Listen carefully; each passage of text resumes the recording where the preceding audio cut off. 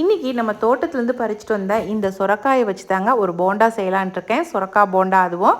ஏன்னா எப்போவுமே பொரியிலே செஞ்சு தரோம். இன்றைக்கி வித்தியாசமாக சுரக்காய் போண்டா செய்யலாம் அப்படின்ட்டு இருக்கேன்.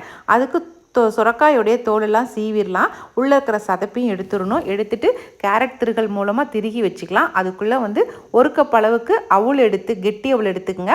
அதில் ஒரு 3 ஸ்பூன் அளவுக்கு தயிர் விட்டு நல்லா ஊற வச்சுருங்க.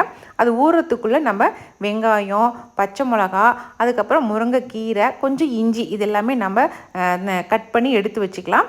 இப்போ நல்லா அவுள் ஊறினதுக்கப்புறம் அந்த அவுளை வந்து நம்ம சீவி வச்சுருக்கிற சுரக்காய்க்குள்ளே போட்டுங்க. போட்டு அது கூடவே வந்து வெங்காயம், பச்சை மிளகா, கீரை எல்லாத்தையும் அதையும் போட்டுட்டு மேலும் வந்து அது கூட வரமிளகாய் தூள், பெருங்காயத்தூள், கடலமாவு உங்களுக்கு தேவைக்கேற்ப போட்டுக்குங்க.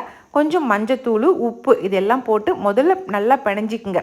அதுக்கப்புறமேட்டு நம்ம தேவையான அளவு தண்ணி விட்டுக்கலாம். ஏன்னா சுரக்காயில் தண்ணி இருக்கும். அதனால் நம்ம முதல்ல பிணைஞ்சிக்கிட்டு அதுக்கப்புறம் தண்ணி விட்டு நல்லா பிணைஞ்சி நம்ம எப்பவும் போண்டா போடுவோம் இல்லைங்களா, அந்த பதத்துக்கு பிணைஞ்சி நல்லா குட்டி குட்டி உருண்டைகளாக பிடிச்சி சுட்டு எடுத்தோமா சூப்பரான போண்டா ரெடி ஆயிரும். இந்த போண்டா நீங்கள் வந்து சுரக்காயில் தான் சுட்டிங்க அப்படின்னு யாருக்குமே தெரியாது. நான் வந்து இன்றைக்கி வந்து எங்கள் பையனுடைய லஞ்சுக்கு தாங்க செஞ்சு கொடுத்துருந்தேன். இன்றைக்கி லஞ்சுக்கு வந்து கீரை சாதம், தயிர் சாதம், அதுக்கப்புறம் அவரைக்காய் பொரியல், சுரக்காய் போண்டா, அதுக்கப்புறம் ஸ்வீட் ஒன்று இதான் செஞ்சு கொடுத்துருந்தேன். நீங்களுமே ஒரு ட்ரிப் ட்ரை பண்ணி பாருங்கள்.